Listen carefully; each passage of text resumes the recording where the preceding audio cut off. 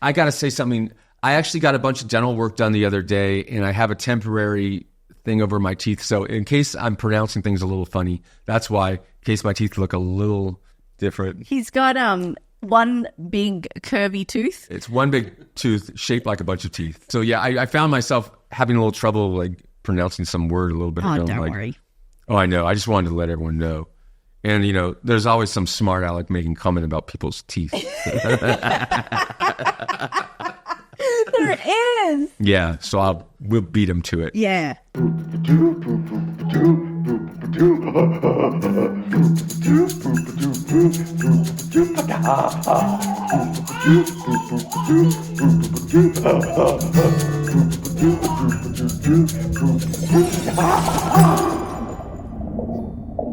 Four, 3, 2, 1. Hi, everybody. Welcome to the Pontius Show. We're back. Yes. I'm Chris. I'm May. And we're in our new studio space, and we're so stoked. It's going to be awesome. And today we're going to be answering the awesome questions that everybody sent in. We got so many rad questions, so if we don't get your question today, eventually we will. So thank you so much. And if you've got questions, you need advice, pointers, wisdom, guidance, anything, not just about us, but about anything in this world, go to chrispontius.com and follow the link to contact us, and we'll be stoked to get your question. Yeah.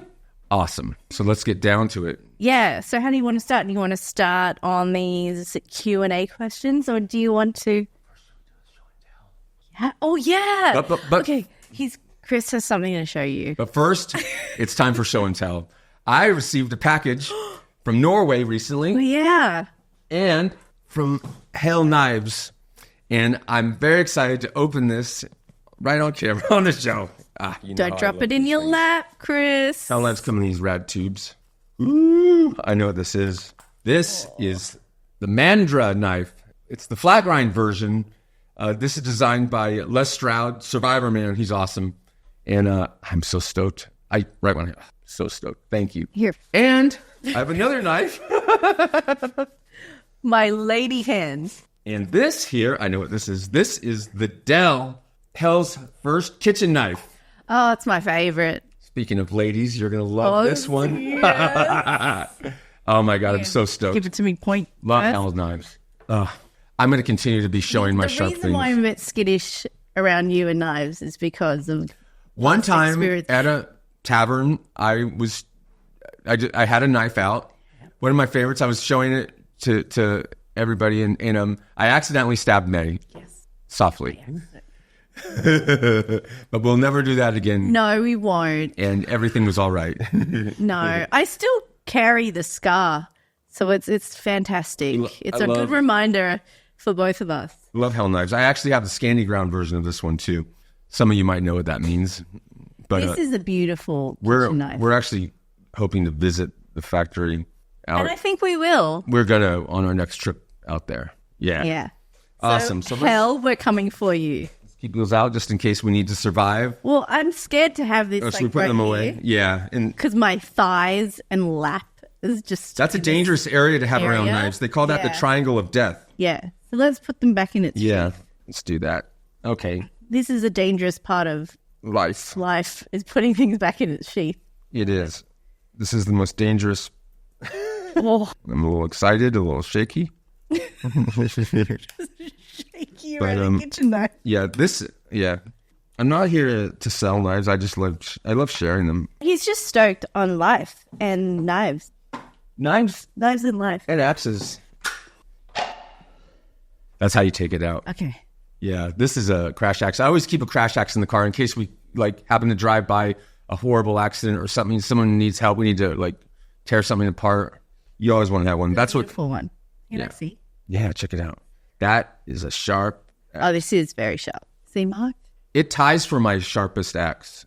I tie that with my Niels Ogren axe for my sharpest axe. In case we need it, we're ready. We're ready for everything. All right.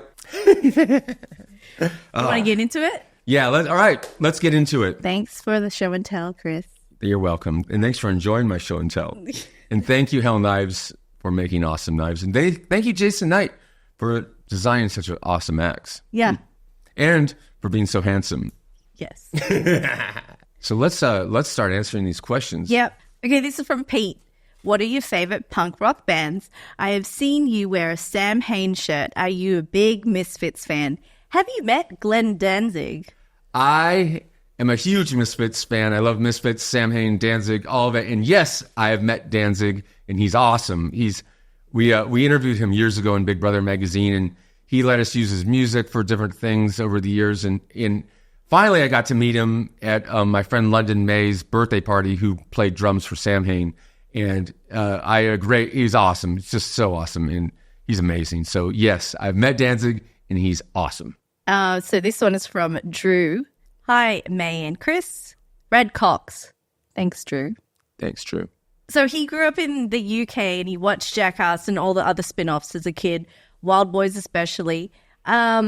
So he's curious to know, what's both of your most and least favorite parts about culture in the grand old USA? All right.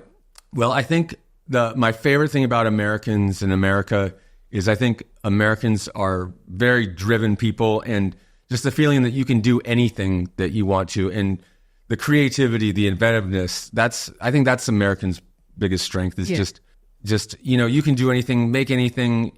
Other places aren't like that, you know, like just the inventiveness and creativity. I think Land of opportunity. In many places just not possible. So I think that's the drive, the American drive, and all the people that come to this country with that same dream. The American dream is still very much alive in whoever's dreaming it. Yeah. And simple as that. My least favorite thing about Americans is probably that Americans are so isolated in America sometimes that they're not, it's such a self-contained country, whereas many other places, are more outlooking. And so sometimes, some Americans might get a little more inspiration from seeing the world a bit more. Yeah, I think with the internet, things are getting, the internet's made the world a lot smaller. Yeah. I mean, even states, like when I was a teenager and I remember once we drove to Houston for a skate contest. It was like the amateur finals. And we'd stop in these little towns and be skating like something that we saw by a gas station. And people would be like never seen anyone ride a skateboard before. That's crazy. And nowadays that's unheard of. And we were actually in a cafe, and this guy comes walking up to us. He goes, "What is you guys? A couple of hot shit water skiers or something?"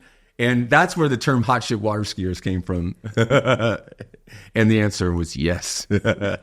What is you guys? That's exactly what he said. I love it. Thanks, Drew. Thanks, Drew. Cocks are rad. Oh, yeah. Oh, thanks. Yeah, I like my cock, too. Yeah. As everybody knows. And so this one's from Marcus, and he said, was wondering how the song for Party Boy was chosen and if there was any other bangers that nearly made the cut. All right. The song Party Boy came from this fella named Dave Rowan, Super Dave, who is a friend of ours. And I think Jeff just called him and said, we need you to do a dance song that would be good for some male stripping. And he banged it out quick, and we immediately knew we had a hit on our hands. So God, I can't tell you how excited I was after the movie came out, and people would come up to me with their cell phones and like they'd have it as their ringtone. Super Dave is an amazing roller skater, and he's an amazing roller skater. I'm surprised he wasn't at the Super Bowl. I wonder what Super Dave thought of while he was composing the song. Oh, he's pissed. He was like, I don't want to swear anymore. I got to stop swearing because Axe started saying a few words. But it wasn't from me, and it wasn't from Chris. He watched this YouTube video. Of course he did, right? Yes. And it picked up so easy.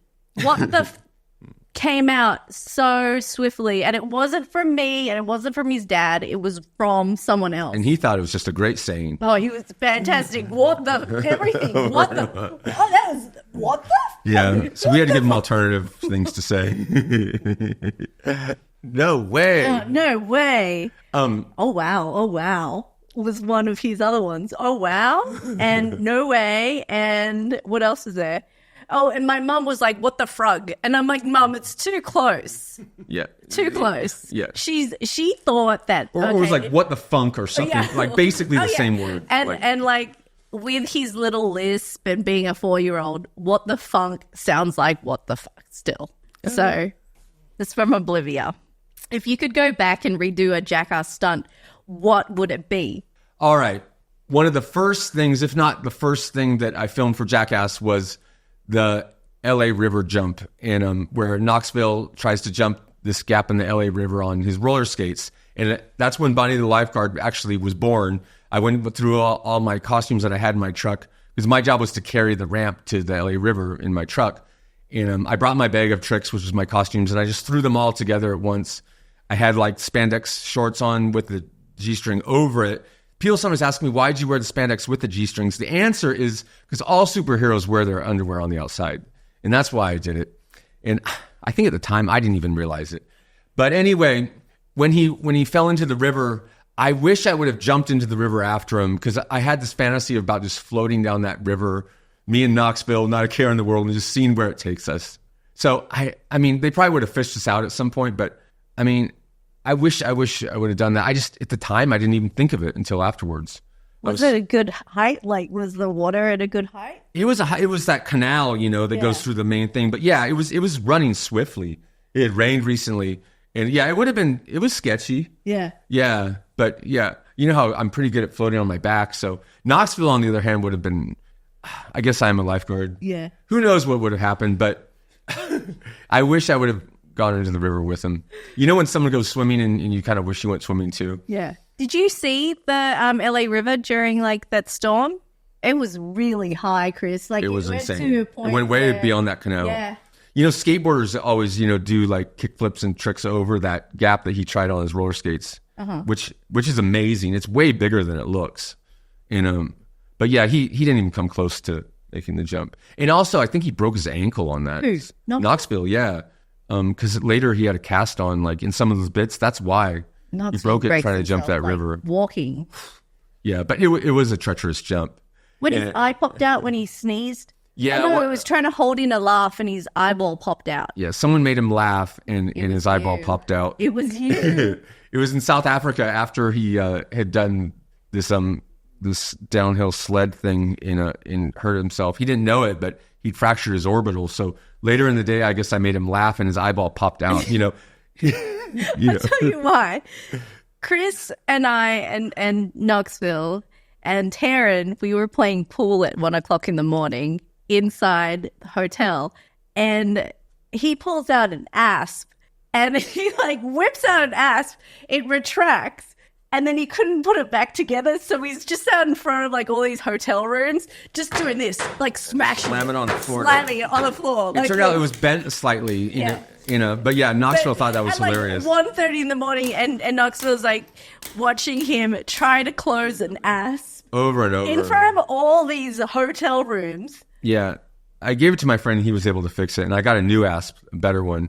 An asp is a retractable baton. It's illegal here, right? Here in California, yeah. Unless you're like in law enforcement. But yeah, they're great, and it was handy to have walking around South Africa, It's less than lethal device. Yeah. Less lethal. But man, it makes you feel confident on the street. And it's easily stored in the pocket. Ankle breaker. But when you're handling someone that's not such a serious threat, you're supposed to go above the kneecap or maybe the calves here, or maybe, in the side. I don't know. Really, in the situation... Anywhere. Even the Bojangles. All right. I got another question from Anthony. That's more than Olivia asked for. You got more than you bargained for, Olivia. We love your name. Olivia. Anthony. It's not really a question, but advice. So, I'm an anxiety-ridden father of a 3-year-old who wants him to experience life and all it offers, but the world's scary, man.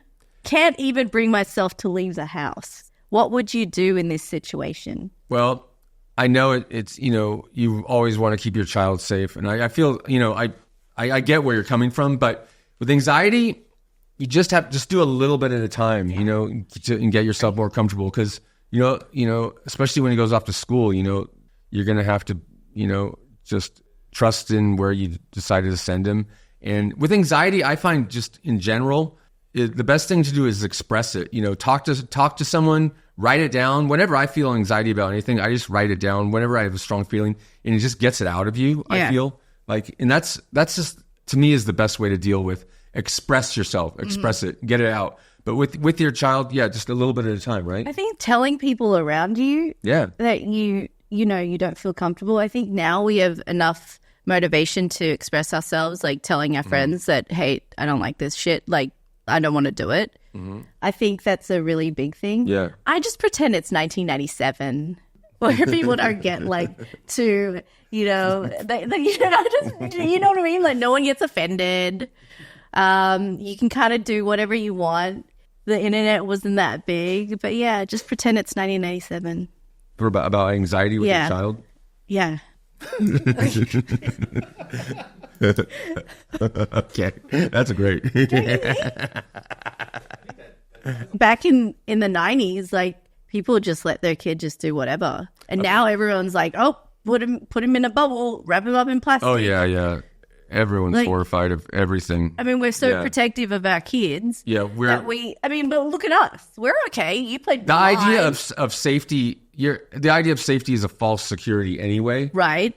And it's people want to feel safe at all times. They want to feel secure, but really, there's no safety or security in this world. So yeah, it's an illusion. Yeah, but you know, back then when I was a kid, I did some stupid shit. Oh, like when I was a kid, like stuff that your parents would have you do. You actually like all the kids would ride in the back of the station wagon all together, you know, and that was just no seatbelts, nothing. It just wasn't a thing.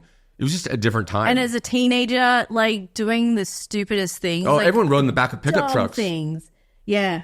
I've been in a crash in the back of a pickup truck where we all I ended up going. That was my favorite place to ride in the back of a pickup. It's fun. I loved it. So fun until like someone tries to do some hot shit water skiing. All right. Hopefully that was helpful.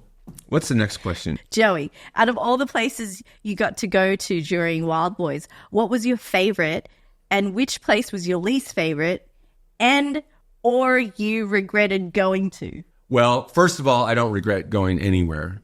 And so, God, you know, everywhere is awesome in its own way. That was the cool thing about Wildboyz. We got such variety of stuff because of all the places we went to. For filming, I'd say the biggest gold mine was India because India just had it was like our world turned upside down and there was just such amazing people to film with.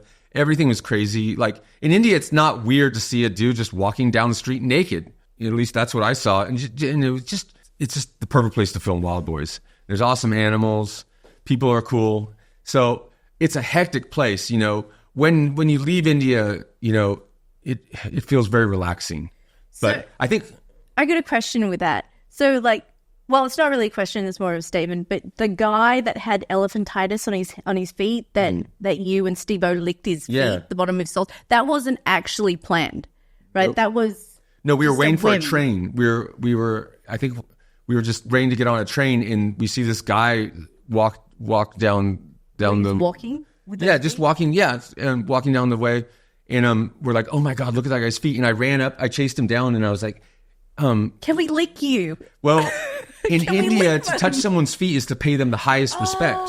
So licking their feet must be the highest possible respect that you could pay somebody. So yeah, of course he was happy. Footfinder.com. Yeah, it was gnarly though. If that guy was on it, he'd be a billionaire. Shoes didn't fit him, and it was crazy. I'll tell you what. You know, I was actually ended up fine. At that point, it didn't hurt me, but he didn't need shoes. No. It was crazy the feel of those elephantitis feet. What did they feel like? Okay. Somewhat like the Pontius stress reliever. So this feels like elephantitis. The balls. It really like did. this. I'm not kidding. The feel of it was so weird. Oh God, if you guys want to have like a 4D experience for elephantitis feet, Wildboyz, just lick one of these. The thing about Wildboyz is like stuff will just find us when we were filming. Like when it's weird when you go out looking for something, you know, it just finds you, you know, and all these like amazing things happened. Like we went to this beach where every once in a while killer whales like slide up on the shore and grab seals. And we had 2 days to get it and they happened to be there that day. Like it's like Mother Nature was just favoring us, you know, but you know, you pay attention to things around you, you'll see awesome stuff to film.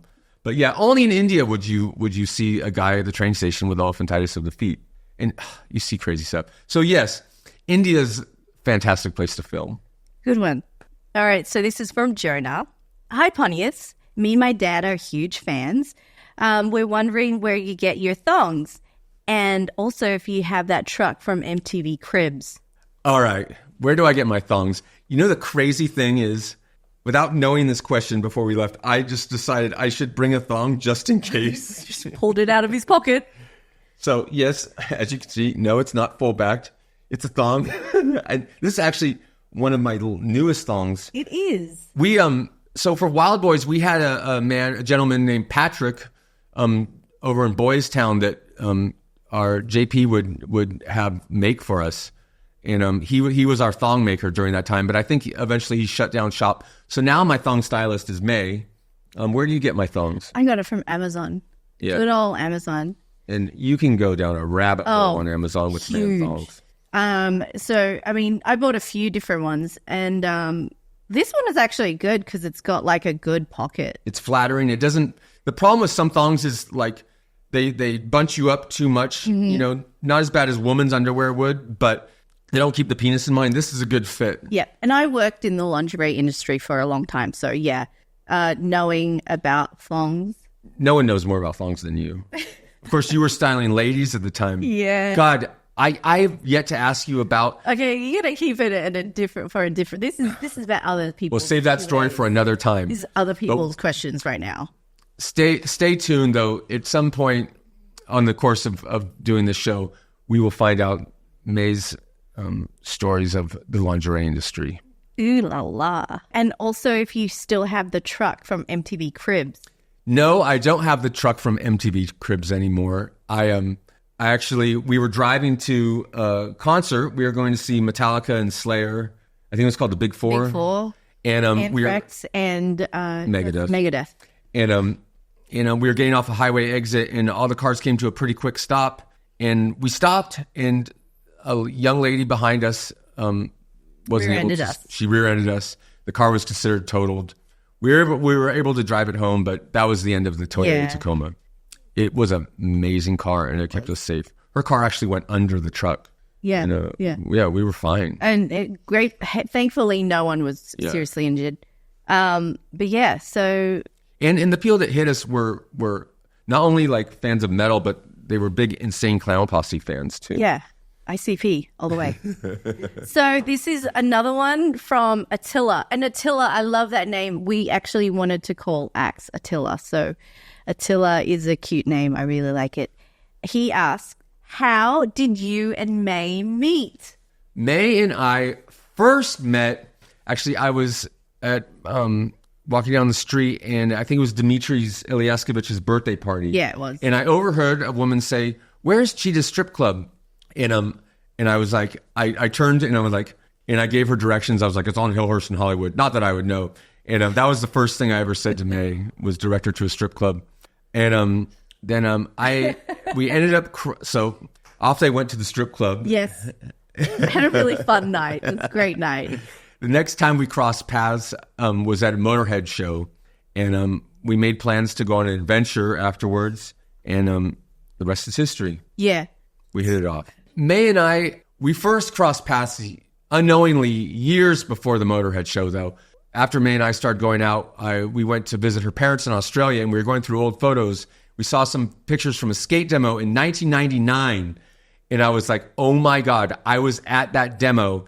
And also, I ran into Dmitry Ilyaskovich, who was also on that demo. I just happened to go there with some friends while I was visiting Australia. Dmitry was on tour with Audio Shoes.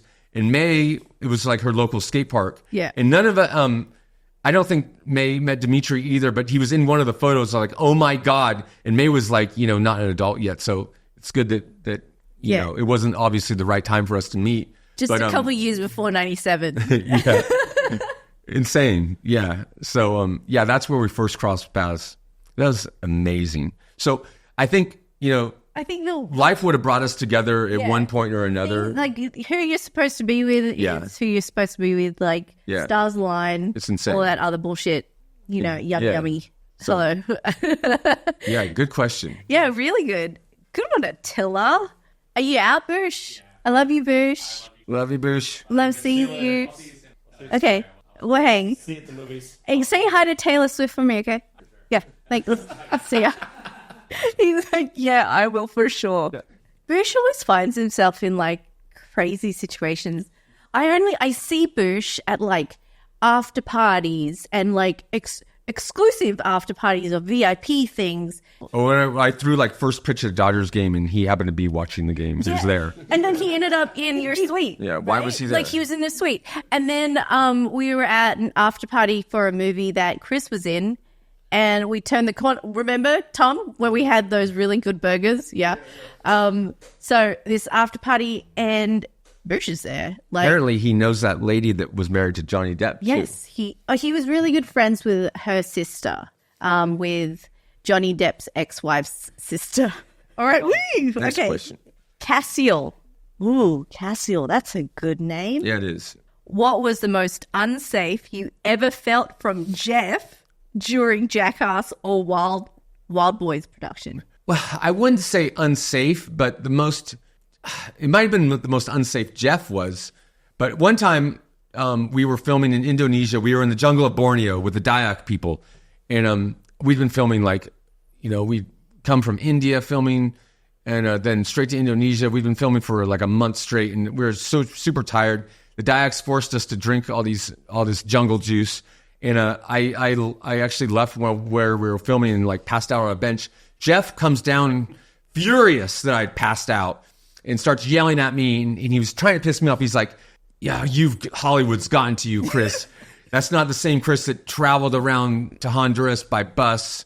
You've changed. I got so pissed at him. He was trying to piss me off. So it was time to leave the Dayak people. And so I was on one little motorized dugout canoe, and he was on another, and I'm yelling at him, just wanting to kick his ass.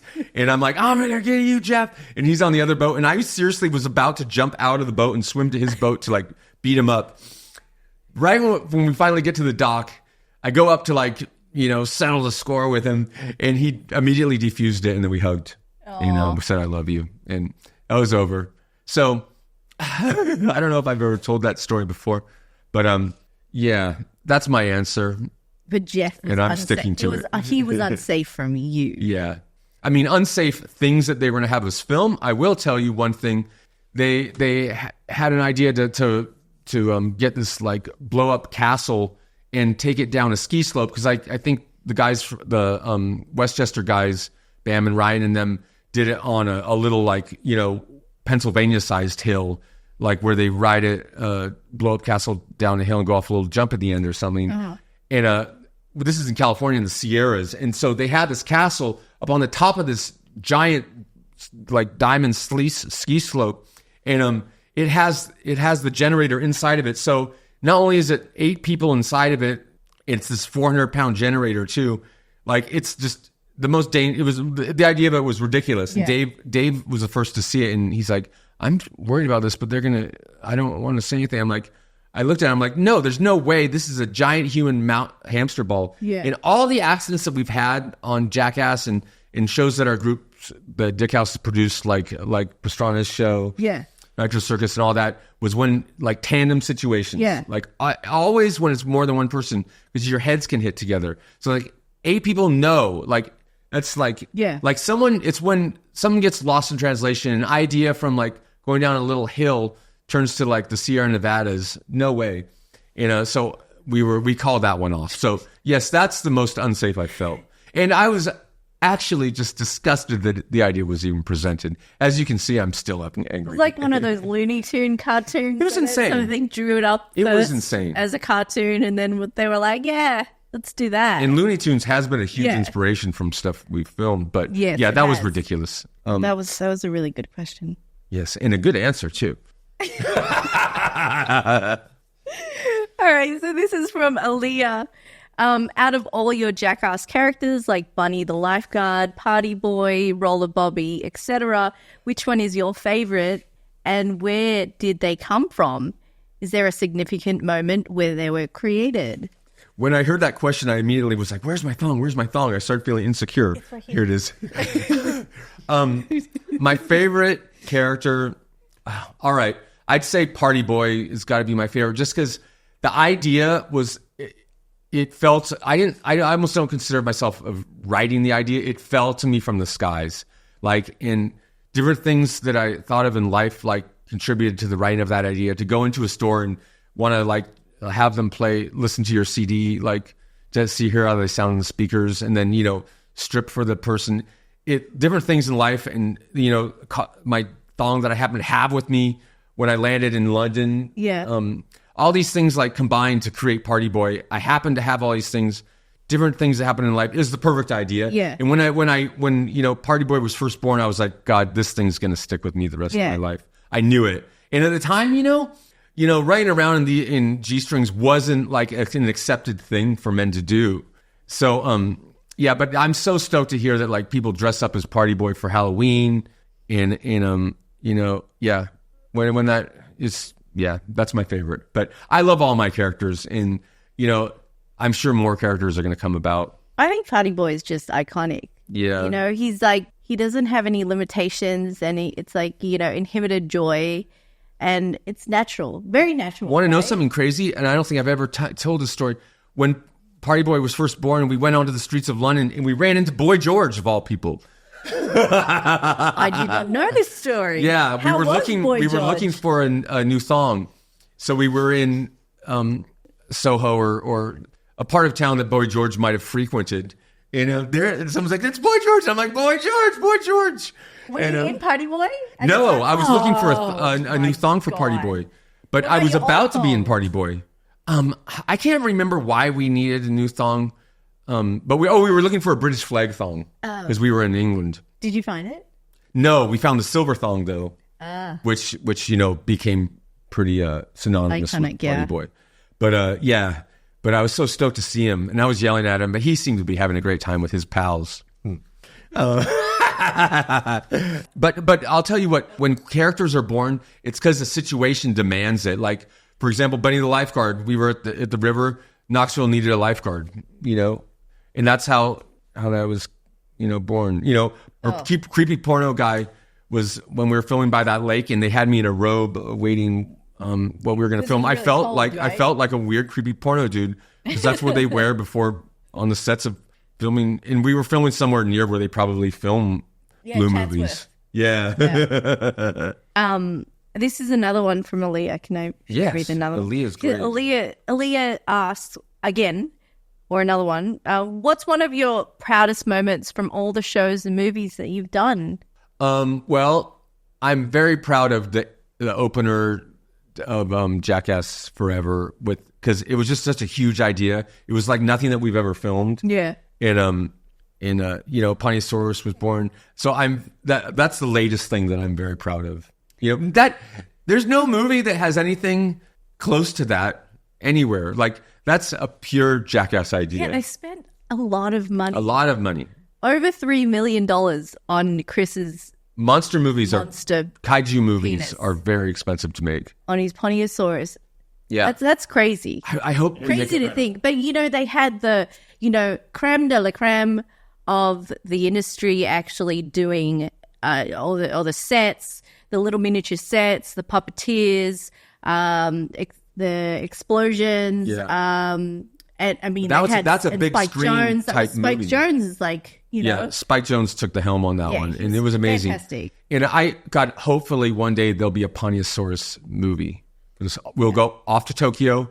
Oh, that would be fantastic. And yeah, it'll drive everyone wild. You know, everyone's been really obsessed with Japan lately. Yes. I always see so many like reels and videos about Japan, and it makes me want to go.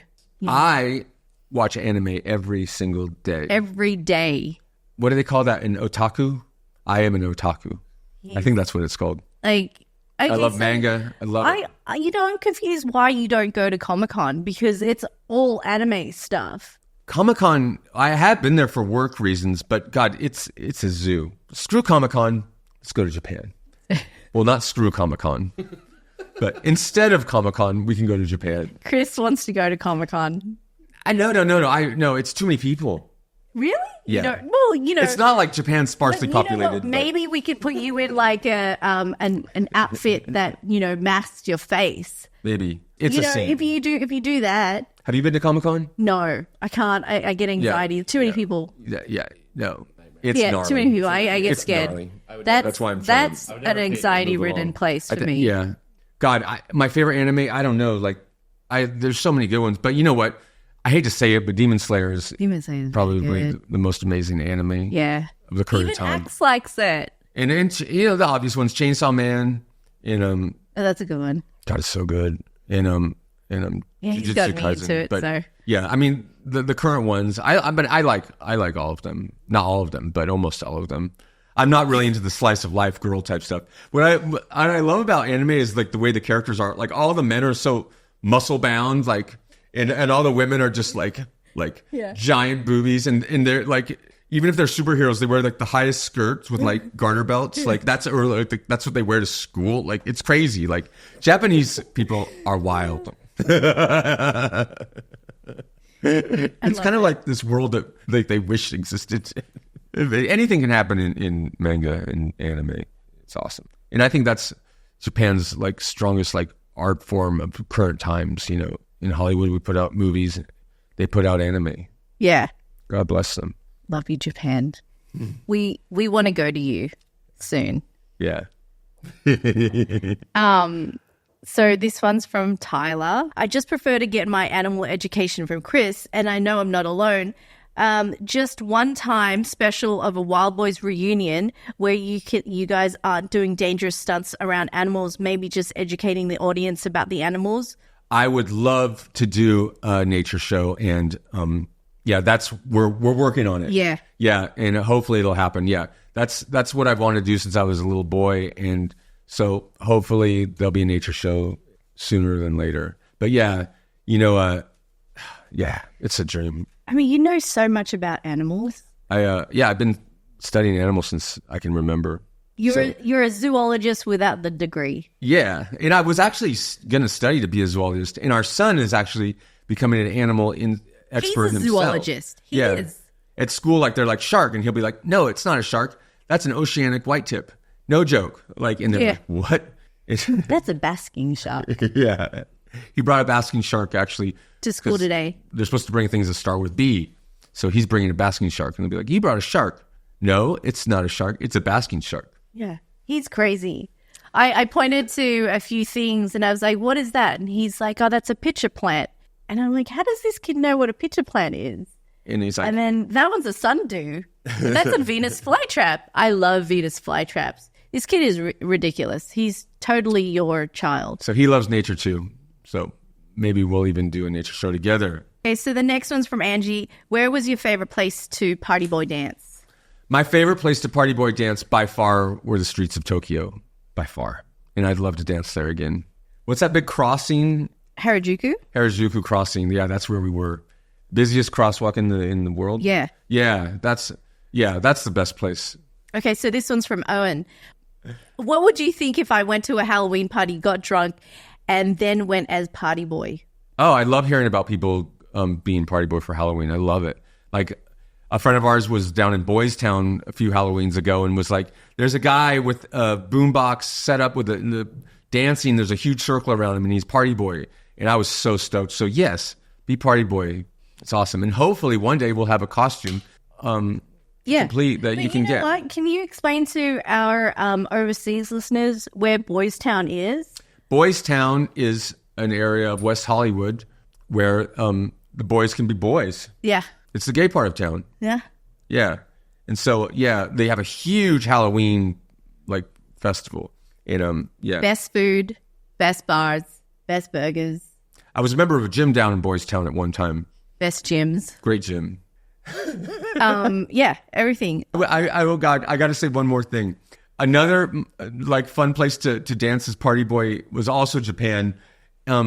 Where for the rockabilly guys, the guys that were dressed up like Elvises, and they're all doing like Elvis dancing Did around. They hate you? Oh yeah, they wanted to fight. They wanted. To, Really? I just let them shove me, and I just thought it was great. Like they didn't like party boy involved in the rockabilly style dancing, and I love rockabilly. And I was a bit of a rockabilly myself at one time, but they did not like party boy being involved in their dance circle. Yeah, and I mean, if they would have hit me, I would have just let them do it. Do what you want with me. Like I the love it. headlines, I can see the headlines. Chris goes to Japan and gets beaten up by Japanese rockabillys. I would love to be the anvil to your hammer. Oh. I can take it. Give it your best shot. I can take it. I just want to make my shirt like so you can read it. You That's got what your it's tits out. When you there. My tits actually aren't that rad, but I digress. okay, so My cock makes up for it. My tits aren't that rad, but my tallywhacker makes up for it. there you go. As far as fun. I have a question. I have a question What's from your Spencer. question? I have to stop you from going all these like different directions. This is from Spencer. Top 3 movies and your all-time favorite genre of film. My favorite movies are probably Big Trouble in Little China. I like the Muppet movie a lot, and North Shore. North Shore, God, I've got that movie memorized. But yeah, those are kind of like you can learn a lot about life from those movies. They're my favorites. Genre, I guess action comedy. Yeah. I like. Well, you like anime too, so there's anime movies. Yeah, that's anime. I like Dumb and Dumber. Dumb and Dumber's good. Pulp Fiction, I think it's a classic. And Friday. I love how in the Dumb and original Dumber- Friday. I'm more of a happy ha ha ha. Like I love to laugh like with anything. So I like how in Dumb and Dumber he pees in his butt. Like that was a genius. Like when they're on the moped, like to keep warm. That was so good. and they're like That's they're one going of the to best. Aspen, Colorado, Yeah, where the beer flows like wine. that was one of the funniest scenes ever in a movie. That movie was so good. It's so good.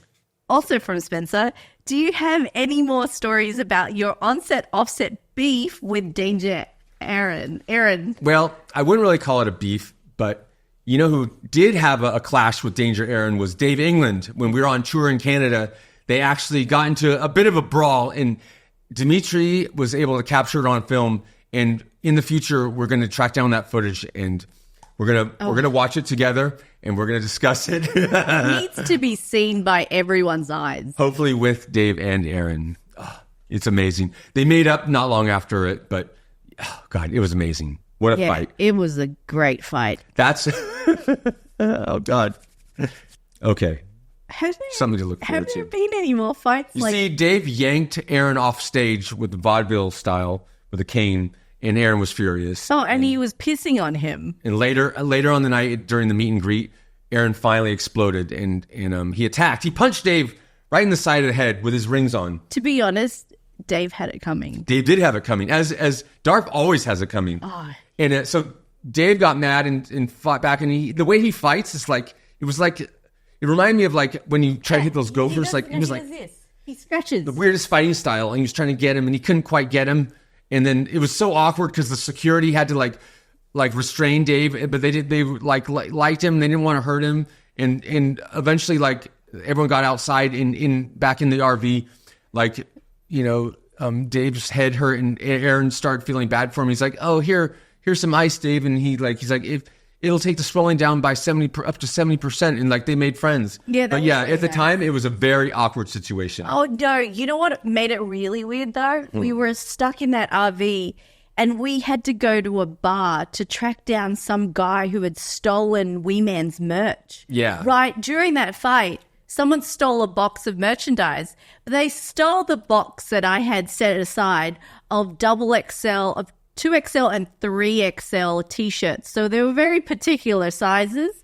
So he stole that box, and someone was like, yeah, he's over at this bar. So we had to like track this box down. We had to get at a the little same unity, time. and we were able to get the shirts back eventually. We did. So there you have it. Something to look forward to. There was a lot going on. The clash between Dave England and Aaron. Yeah, and there was a lot going on that night. So yeah, hopefully we'll get that footage for you soon. Thanks for the question. This is from Madison. And she asked, "Hi, Chris. I was wondering, which Jackass member are you closest with?" God, I'm closest with like all the guys that live like in California. I'd say like all of us are very close. I mean, me and Steve obviously have traveled a lot together. We're super close. Me and Knoxville are super close. Jeff, There's a few. And we're close in different ways, There's a few. There's like, and Loomis. And Loomis, yeah, Loomis. So yeah, all the California guys, and Wee Man. When they come to town, Dave, it's like Dave too. I mean, we're all very close. Yeah. So yeah.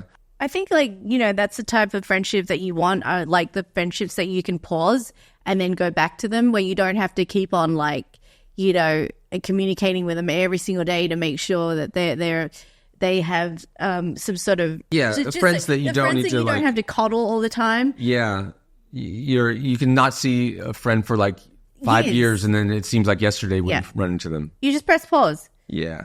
Like, there shouldn't be any feelings developing between that time that you don't see them. And I think that's a big, huge reason why a lot of people fall out is they start, manifesting things in their mind. I've had friendships like that disintegrate because, time. But then I've got a lot of friends that you can just press pause and go back to it, and it's like nothing ever happened. All right, so the next question is from Spencer. What do you think about the Y2K aesthetic coming back? Well, Spencer... What do you think about the Y2K aesthetic coming back? I don't know what that means. When 1997... Oh, yeah, everyone wants it to be the 90s again? Yeah, it's funny. Like, God. I love it. Yeah. No, remember we saw those kids crossing the street and we were just like, oh my God, like that. It was like... They wear like giant pants and little tiny wheels. Tom Penny style. Yeah. God. Bees... in the summer with like tank tops and huge Jenko pants. Yeah. I don't know what I think of it.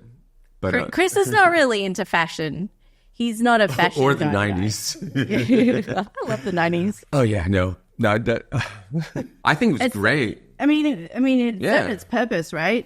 Yeah. You could carry so much stuff in those pockets. Fashion always, reviews. It starts, the 60s and the 50s, 60s, 70s, and eventually, I guess, here we are. Well, that was, I think the Y2K aesthetic, I think it just, vindicates the kids back then, which is us, like wearing what we wore. Because now kids 20 years later are wearing the same things that we wore, and we're like, that's what I wore. All right, Michael.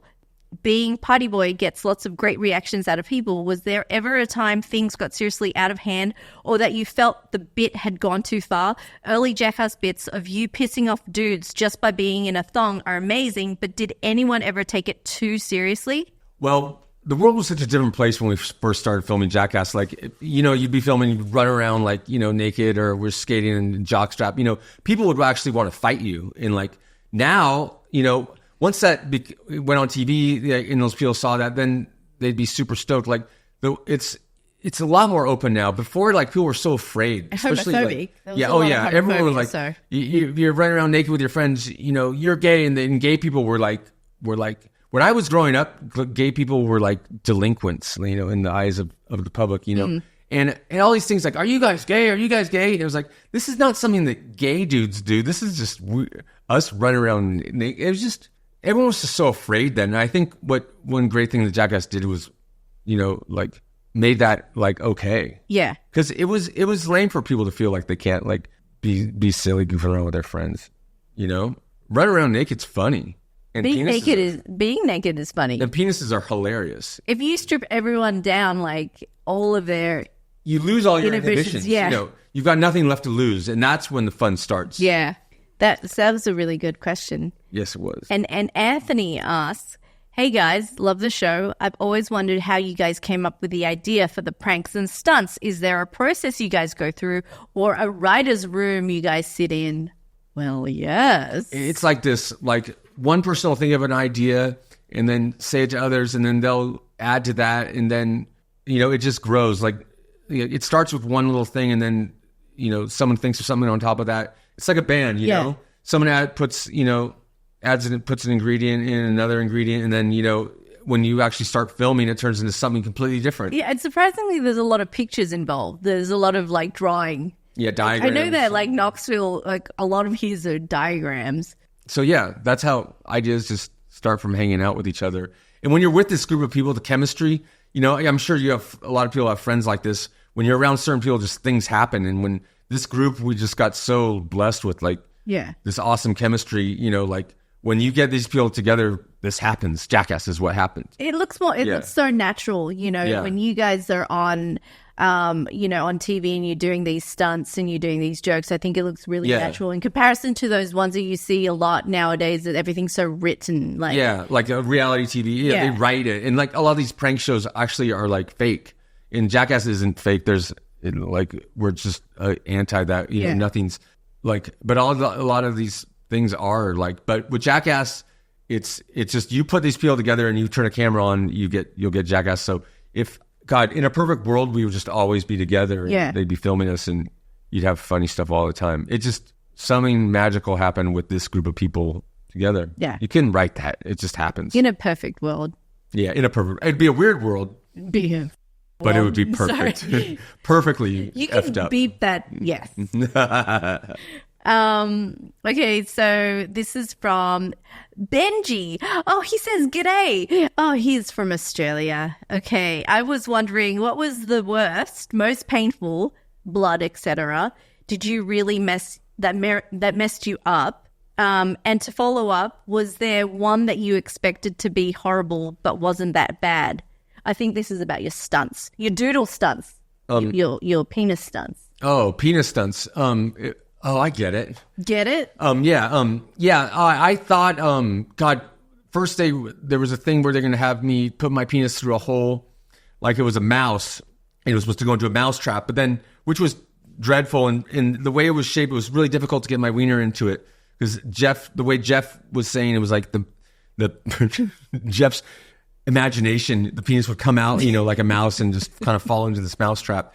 And it was just next to impossible to let it do it. And then eventually it does go into the mouse trap, and it's like, oh, it doesn't look visually good enough. We're going to have to use a rat trap. So they get a rat trap for my penis to go into, and I'm dreading this. And the only way my penis is going to survive this is if I can manage to get myself just a little bit hard. Yeah. So I had to fantasize a little bit. and get the blood flowing, and thankfully I was able to. And I got it. It actually was all right, but God, it was intimidating. Yeah. And in the bit, it took so long to film, and they were like, "Come on, make it work," and it was just impossible to get the penis through the hole into it. And so that one never really came out the way it was imagined at the time. But it was horrified me. But another thing was the penis flattener. I thought that was going to be. Oh, that was. I thought that was going to could burst your wiener apart. But when I thought it was going to stop blood getting to you forever. Totally. When you lose a appendage or something like that. The device, looked so medieval. Yeah, and it looked like a torture device. But once it was on securely, it didn't actually hurt at all. Yeah, it was great. But so that was the one that I didn't think was going to be as bad. It was horrifying, actually. But it was scary. So because it flattened out so much. And I think you don't really get the perspective when you're watching it from the TV or a screen, but it was really flat. Like it was a piece of paper. Yeah, I think some when that idea was first told to me by Jeff, I was super intimidated by it. And I guess a friend of ours sends us these crazy videos, found these characters out of Germany. Yeah. Came up with that device. So how you can experience this on your own, and I was thinking about it. If you want to see what it's like or feel the sensation, what Chris's vice penis was like, get yourself a book and then put another book on top and then just press your penis down underneath it and you'll kind of see. You might get the sensation. The funny thing is that my penis has left a permanent. Yeah. The sweat. Mark on the plexiglass. It's still on. It's like a fingerprint. Yeah, it's like a fingerprint. Yeah. It's left an imprint. But that's what it would be. If you just put two books together and then clenched it down, see how flat you can make it. And that's what... But don't try it. Don't try. I mean, maybe try it. When on Jackass, we always have to say, don't try this at home in the whole thing in the beginning. I think it was Japan's version of that. And it goes to the warning thing, and they actually said, blah, blah, blah, blah, blah, blah, blah, blah, blah, blah, blah, blah. Yeah. That's what it says. No, don't try this at home. They actually... Don't try it. Blah, blah, blah, blah, blah, blah, blah, blah, But if you do try it, then... Don't try it. If you do try it, it's on you. Don't try this at home. We are professional, get your penis squashed victims. Use two books. Regular people shouldn't try it. Just squeeze it together. Okay, so this is from Daniel I Valencia. What was the scariest, and I mean the most scared you've ever been in front of a camera, whether it was Jackass or wildboyz? By far the scariest I've ever been was when we did, I think it's called like the Dance of the Voladores. And it was in Veracruz State, Mexico. We were up this giant like pole where there's a platform on top, and 4 people have ropes around their waist, and you're supposed to lean back and like you slowly like upside down, like come like down to the bottom. It's like a slow motion bungee jump. You unravel? Yeah, you unravel. And so Steve was opposite of me. First, the guys that were tying the ropes were like arguing whether the ropes were tied the wrong way, which they were. And so we get the ropes tied right, and then they tell me to lean back. So I lean back. Steve had like either a panic attack or he couldn't understand the language they were speaking. And but they were like a tribe there. And so he like didn't know what to do. And I'm like, lay back, Steve, lay back. So I'm just hanging there upside down, panicking from like 50 feet up, like going, oh, great. Steve not knowing what to do is going to get me like annihilated, be the end of me. And so finally he leans back, and then all the guys lay back and we unravel, and it was great fun. But that like hanging up there upside down by that sketchy rope, that was the scariest I've ever been in my life by far. Because it was sketch. That was a big trust. And when you're actually up there, like it feels so much higher than it looks. Oh, obviously. And there's a guy in the middle who's like singing the song, like, and he actually does like jumps on top of it. It was insane. And the thing's like totally like that. It's the Voladores dance. It was amazing. Oh, we got to see that. Yeah, you can see it on Wildboyz. Oh God, yeah, that was scary. So yeah. This question's from John Jenkin. Man, what a guy you are. Thanks, Jenkin. I just wanted to know how hard it was to film the salmon breeding episode, and was the lineage of the salmon actually carried on? It was actually not hard to film at all. Like right when we got to where the salmon were, had passed away after spawning. The guy that was with us, like the Alaskan, he just goes like this and like shows like the salmon spoogie go everywhere and shows how the eggs come out, and like it was like, oh, there's a clear idea. No one had to ask, and so it was pretty obviously what needed to be done. That Steve-O had to take one for the team and incubate nature in his mouth. But no, Steve-O didn't become pregnant with baby salmons inside of him. But yeah, that was one of the best bits ever. The first time we were ever on the Tonight Show, they showed that bit. Oh my God. What an amazing bit. Like this guy's like, check out what the male salmon does. And he squeezes the salmon and the salmon goes everywhere. And he's like, and look at the females, and the eggs go everywhere. Like, wow. Steve, open your mouth. Let's breed some salmon. Steve's mommy. Yeah, that was amazing. Steve was the mommy. Wildboyz were helping push nature along. Oh, yeah. They always have. They always have. Will. And they always will. That was good. I hope you're satisfied. Jenkin. Jenkin is when you poo into a plastic bag and then you like sniff it and get high from the fumes. Well, you got to let it ferment first. So this is from Christopher with a K. Has any phallus-shaped objects ever slipped into your posterior in the name of science? Blink twice if it was Steve-O, against your will. No, I've never had Steve-O's body inside of me. And I've never in the name of science either. No. But, when, I don't know if it's the same in your household, but whenever your significant other is kind of bent over something and you just happen to pass them and their bum is in your face, maybe there's always a finger that... Maybe a finger every now and again when I'm like... bent over. Yeah. Doing something. Sneak up on me. Just a sneak. Yeah, a sneaky finger every now and again when I'm passing by. Just to keep you in check. Just keep you... Better watch yourself. All right. This one's from Harvey. Chris, your mum is awesome. She helped out my son at Old Navy in Slough last month with some clothes for school. She gave our son a partyboy sweater and he absolutely was stoked. She shared her personal number, and I just want to let you know that the world needs more people like her.